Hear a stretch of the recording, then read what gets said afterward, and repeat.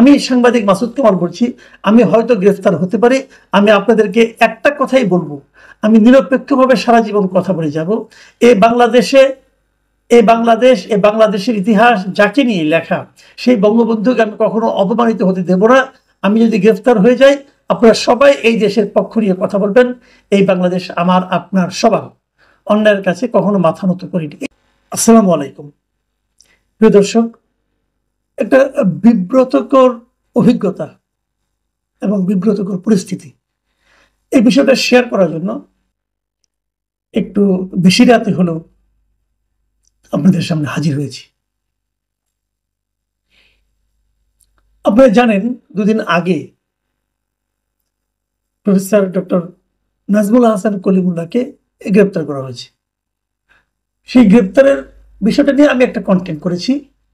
এরপর সিনিয়র সাংবাদিক এবং কলামিস্ট জনাব আনিস আলমগীরকে নিয়ে ওনার সঙ্গে আমার একটা আলাপ চাইতে ছিল। আমার অন্য মঞ্চ যে চ্যানেলটা আছে সেখানে আমরা ইন্টারভিউ করি, সেখানে ওরা ইন্টারভিউ করেছিলাম। সেখানেও কথা প্রসঙ্গে উনি এই কলিমুল্লাহ সাহেবের গ্রেপ্তারের প্রসঙ্গটা এনেছেন এবং উনি বলেছেন অনেকে নাকি ওনাকে নানাভাবে থ্রেট করছে, বলছে যে ওনাকে গ্রেপ্তার করা হয়েছে, এখন আপনাদের পালা।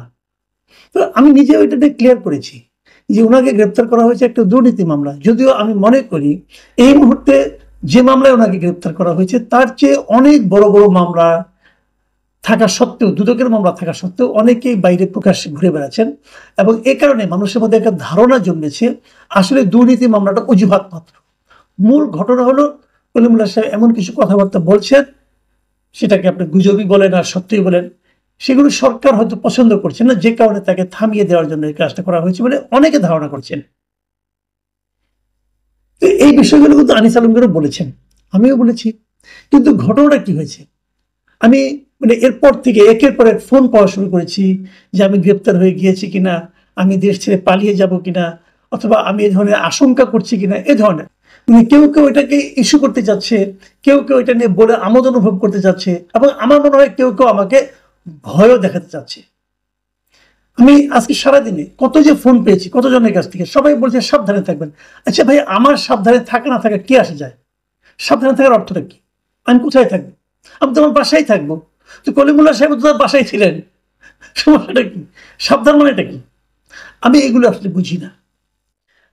যারা আমার ব্যাপারে উদ্বেগ প্রকাশ করেছেন তাদের প্রতি আমার কৃতজ্ঞতা, তারা আমাকে ভালোবাসেন বলেই তো করেছেন। তারপরেও আমি যে একটা নমুনা আপনাদেরকে দেখাচ্ছি, এগুলো আসলে কেন ছড়িয়ে যায়। যেমন আপনারা একজন বিখ্যাত লোক, আমাদের একজন সাহিত্যিক, কবি সাহিত্যিক, আমি কয়েকগুলি ফেসবুক স্ট্যাটাস আপনাদেরকে পড়ে শোনাই, তাহলে আপনি বুঝবেন যে আমি কোন ঝামেলার মধ্যে আছি। মিস্টার সাইফুল্লাহ মাহমুদ দুলাল, ওনাকে আপনারা সবাই চেনেন, খুবই বিখ্যাত। উনি একটা স্ট্যাটাস দিয়েছেন, সাংবাদিক মাসুদ কামাল গ্রেফতারের আশঙ্কা করছেন, হতেও পারেন, আমি তার অগ্রিম প্রতিবাদ ও নিন্দা জানাচ্ছি এবং আগাম জামিন চাই, তা জানিয়ে রাখলাম। ওনার যে এই আন্তরিকতা আমার প্রতি, এটা আমাকে স্পর্শ করেছে। কালের কণ্ঠে একটা ফটোকার্ড বানিয়েছে, কলিমুল্লাহ সাহেব কট, এবার আপনার পালা কামাল ভাই।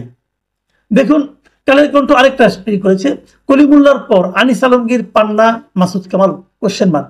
তারপরে লিখেছে বিস্তারিত কমেন্টে। তারা প্রথমে ফেসবুক দিয়েছে, মানুষকে আকর্ষণ করেছে, তারপরে বলছে যে কমেন্টে যান। আচ্ছা, এই যে কথাটা যে কলিমুল্লাহর পর আনিস আলমগীর, পান্না, মাসুদ কামাল, মনে হয় না যে ঘটনাটা এই ধরনের ঘটছে অথবা ঘটতে যাচ্ছে? আসলে কি তাই? আপনি দেখেন নিচে একটা কমেন্ট দেওয়া আছে, কমেন্টে একটা লিঙ্ক দেওয়া আছে। আমি কমেন্টের লিঙ্কে গেলাম, যে কি পেলাম দেখুন, যে পেলাম কালের কণ্ঠ পত্রিকার একটা নিউজ চ্যানেল হলো আনিস আলমগীরের প্রশ্ন, কলিমুল্লাহর পর আনিস আলমগীর, পান্না, মাসুদ কামাল। তো আপনি ওটার মধ্যে আনিস আলমগীরের প্রশ্ন এই কথাটা দিলেন না কেন? কারণ আমাকে একজন ফোন করে বললো যে আপনি নাকি অ্যারেস্ট হচ্ছেন। আমি কোথায় পেলেন? ওই কেন কালাই কণ্ঠ লিখেছে। দেখুন, মানুষ কিন্তু অত কিছু বোঝে না। কালাই কণ্ঠর নামটা দেখেছে এবং তারা আমাকে ফোন করেছে। আমি আজকে দিনে ফোনের রিসিভ করতে করতে টায়ার্ড হয়ে গেছি।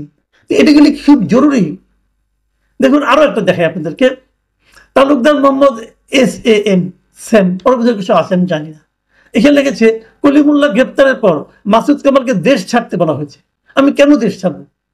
ছাড়তে বললে আমি ছাড়বো নাকি? এটা কি আমার দেশটা?